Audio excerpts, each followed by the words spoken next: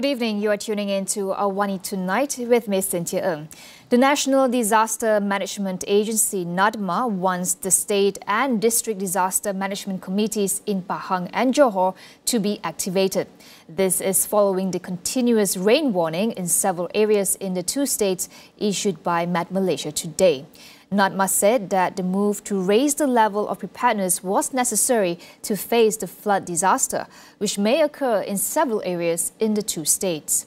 Earlier, Met Malaysia said in a statement that continuous rain is expected to occur until tomorrow in Pahang, involving the districts of Kelantan, Pekan and Rompin, and Johor, Segamat, Kluang, Mersing, Kulai, Kota Tinggi and Johor Bahru. Meanwhile, the number of flood victims at relief centres in Kelantan, Pahang and Sabah continued to increase today, while in Terengganu, the number has slightly dropped. In Kelantan, the number of flood victims increased to nearly 17,500 people. Prime Minister Datuk Seri Anwar Ibrahim is expected to visit Kelantan tomorrow to personally check on the flood situation. Petronas is working to increase its supply of diesel to petrol stations in the next 24 to 48 hours in view of the current shortage, says Domestic Trade and Cost of Living Minister Dato' Armizan Muhammad Ali. Petronas Dagangan has confirmed that several of its stations nationwide are currently facing a shortage of diesel that is expected to last until December 31st.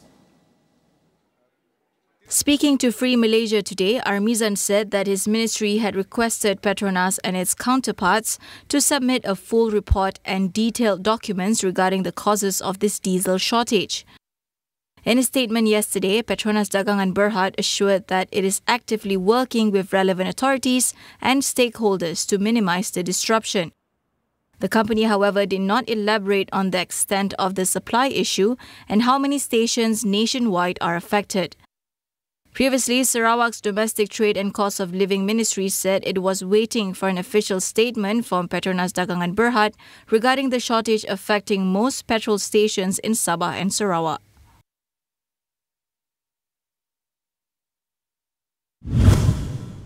The authorities have blocked access to 1,675 websites selling illegal pharmaceutical products and confiscated various products worth more than $500,000 ringgit through a major international operation crackdown on illicit medicines in October.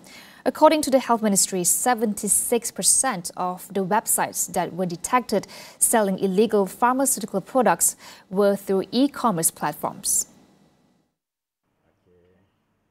MOH Pharmacy Services Senior Director Nurhaliza A. Halim said there has been an increase in the sale of controlled drugs, such as psychotropic substances, painkillers, antibiotics and cough medicine sold by unqualified or unauthorized sellers. The major operation to crack down on illicit medicines across 89 countries was coordinated by Interpol, targeting online advertising, supply and sale of unregistered or counterfeit pharmaceutical products worldwide. In Malaysia, it is coordinated by MOH Pharmaceutical Enforcement Division. It also found that the trend of purchasing painkillers and health supplements from abroad is increasing yearly, with most of the seized products from Australia, Bangladesh, Hong Kong, Japan and India. Malaysia and Thailand are committed to accelerate development in southern Thailand and the northern Malaysian peninsula together. Prime Minister Datuk Seri Anwar Ibrahim announced that a joint commitment was established in a meeting with his counterpart Seta Tavisin in Phuket, Thailand last night. The two also touched on tourism, with the aim to jointly promote tourism in Phuket, Langkawi and other northern areas of the peninsula, especially considering the increase in Malaysian tourists to Thailand. Anwar said both parties also agreed to expedite the Sadao Bukit Kayu Hitam Road project and the Golok River Rantau Panjang Bridge project. Anwar met with Seta last month to inspect the progress of the road project connecting the Immigration Customs Quarantine and Security ICQS Centre in Bukit Kayu Hitam and the Sadao CIQ in Thailand, both crucial border points for two-way trade and tourism between Malaysia and Thailand.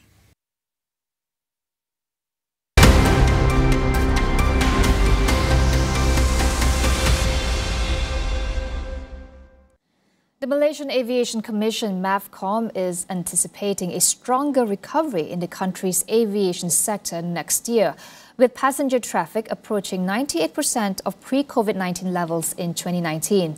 According to MAVCOM, passenger numbers in 2024 are expected to range from 93.9 million to 107.1 million passengers, which reflects a growth of 10.25% year-on-year. MAVCOM has revised its passenger traffic forecast for 2023 upwards from 84.5 to 86.5 million passengers, surpassing earlier projections. MAVCOM Executive Chairman Datuk Sri Saripudin Kasim said the stronger recovery in 2024 is expected to be driven by increased domestic and international travel, particularly to China and the ASEAN region. However, he said there are potential challenges to consider, such as rising jet fuel prices, ringgit depreciation, delays in aircraft deliveries and manpower issues, which add an element of caution to MAVCOM's projections. Malaysia's air cargo volume, meanwhile, saw a downturn of 15.3% year-on-year to 4.7 billion freight ton kilometers in the third quarter of 2023. However, the Commission anticipates a positive shift in 2024 to growth of 6 to 6.6%. Newly appointed Human Resources Minister Stephen Sim outlined 3 key foundations for his ministry, namely strengthening welfare, improving skills and boosting productivity. Adrian Pereira from North-South Initiative highlights the challenges the minister faces in aligning these agendas with industry needs. I think we are still lagging behind in terms of Industry 4.0. And what the government has done is they've put this magical figure of 15% cap in terms of foreign workers recruitment. But the reality is different industries have developed this over-dependence on foreign workers. So you have a policy which may not be what the industry needs urgently to help the economy recover. So the minister will have to look into this aspect, whether our macro level economic agenda is supplemented by his ministry. By the labor force, whether it's Malaysian, whether it's migrants, and looking at our track record of forced labor, that would be one of his agendas. Because if he's not able to tackle forced labor, it would have a direct implication on, say, the progressive wage model. Because why would employers want to look at better wages for Malaysia when there's a whole market of forced labor potential victims, right? Adrian also stressed the need to work with the Home Ministry and clear up confusion over the approval of foreign worker quotas.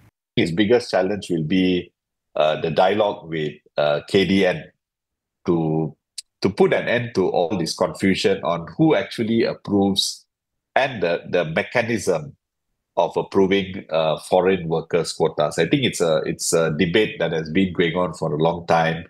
The Auditor General's report also talked about this confusion. And if you look at the report by the Special Committee, which was set up during Tun Mahathir's time, there's certain core recommendations that were made.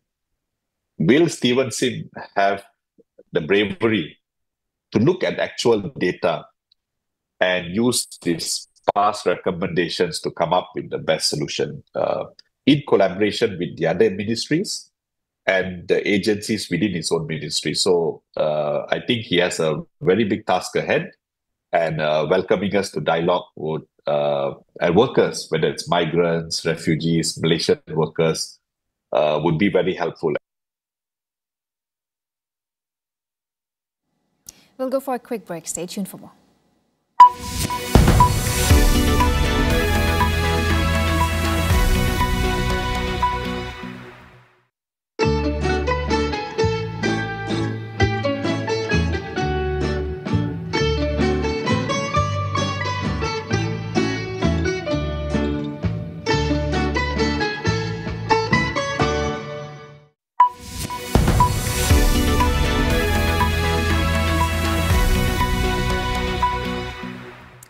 At least 241 people were killed and 382 injured in Israeli strikes in Gaza the past 24 hours. The Israeli army said it had hit 200 targets in Gaza from air, land and sea amid reports of impending ground operations in central Gaza. At least 5 people were killed and more wounded after Israel bombed a secondary girls' school in the Maghazi refugee camp housing displaced people. Meanwhile, at least 6 local youth in Tulkarm in the West Bank were killed by an Israeli drone strike during a raid on the Nur Shams refugee camp. According to Gaza's health ministry, at least 20,915 Palestinians have been killed, mostly children and women, in more than 11 weeks of fighting. Japan's nuclear power regulator has lifted an operational ban on the Kashiwazaki Kariwa nuclear power plant more than 2 years after the order was issued. This clears the way for the plant's operator, Tokyo Electric Power Company or TEPCO, to resume operations. However, it is uncertain when the plant will be reactivated, as TEPCO still needs to obtain approval from local governments. In 2021, the Nuclear Regulation Authority barred TEPCO from operating Kashiwazaki Kariwa, its only operating nuclear power plant then, due to safety violations, including failure to protect nuclear materials. Unauthorized personnel were also found to have accessed sensitive areas of the plant. The nuclear watchdog lifted the order on Wednesday after confirming that improvements had been made. TEPCO has been keen to restart the plant to cut operating costs. The 8,212 megawatt plant has been offline since around 2011, when the Fukushima disaster led to the eventual shutdown of all nuclear power plants in Japan at the time. Resources-poor Japan is eager to bring more of its nuclear power plants online to reduce its reliance on imported fossil fuels such as LNG. At least 6 people were killed from massive floods in southern Thailand, with tens of thousands of households affected. Regional officers said the floods, which began on December 22nd, have hit more than 70,000 homes across the provinces of Satun, Songkhla, Pattani, Yala and Narathiwat. According to authorities, 6 people, including an 89-year-old woman and a toddler, were killed in Narathiwat. Another person was still missing following days of intense rain, which sparked floodwaters that reached around 3 meters in height in some places. However, Thailand's Department of Disaster Prevention and Mitigation said the water level had reduced Wednesday morning. Some rail services in Narathiwat province, which borders Malaysia, also resumed following days of closure due to the floods. Separately, at least 9 people, including a 9-year-old child, were killed in Australia as severe thunderstorms pounded the country's eastern region over the Christmas holidays. At least 1 person was also missing following the storm that knocked out power from over 85,000 properties. Torrential rains with strong winds and hailstones lashed the states of Victoria, New South Wales and Queensland on Christmas and Boxing Day. Further rain was expected, though the wild weather was likely to ease by Wednesday. The storms came after former tropical cyclone Jasper, which made landfall earlier this month, caused flooding and widespread damage in Queensland. As Australia battles rain in the east, several regions in the west, in contrast, are fighting fires, with a volunteer firefighter killed while responding to a bushfire. That wraps up AWANI Tonight. I'm Cynthia Ng. Thank you for watching and good night.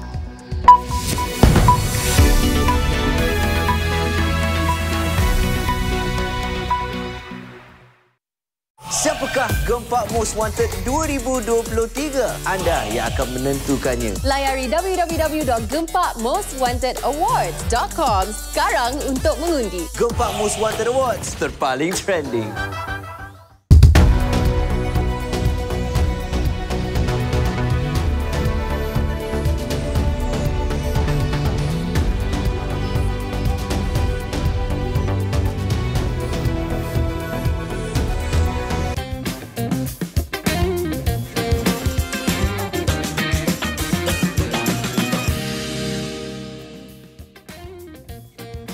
Hello and good evening. I'm Melissa Idris. Welcome to Consider This. This is the show where we want you to consider and then reconsider what you know of the news of the day.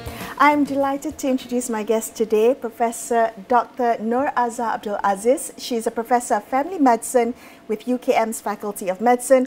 In her 25 years of practicing medicine, she is among the first to advocate for long-term care of stroke in the community and had initiated the long-term stroke clinic in UKM.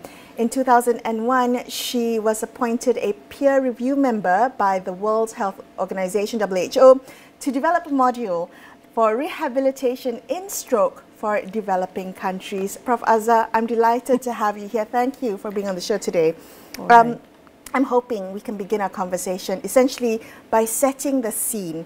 What is it that I and our audience need to understand about stroke and surviving stroke? And the reason I ask is because I come with some preconceptions. I think of stroke as an acute incident. I think of stroke as having long-term, irreversible impact. And I think of it as only happening to the elderly. And I know that I'm wrong. So tell me more about what we need to understand about stroke. Well, thank you, Melissa, for that kind introduction. Okay, there's a huge question there. Okay, I'll try to answer one by one. Stroke is what we call a cerebrovascular accident. It's when there is blockage of blood circulation or blood supply to the brain vessels. Is either when it being obstructed by clot or when the blood vessel bursts because of the pressure. So basically, there is no oxygen to the brain. So that is stroke. We should consider stroke as an acute medical emergency, because time is brain for stroke. The sooner you get the intervention, the sooner you get diagnosed and managed, the good the prognosis would be. But having said that, stroke is an acute medical condition with a long-term sequelae.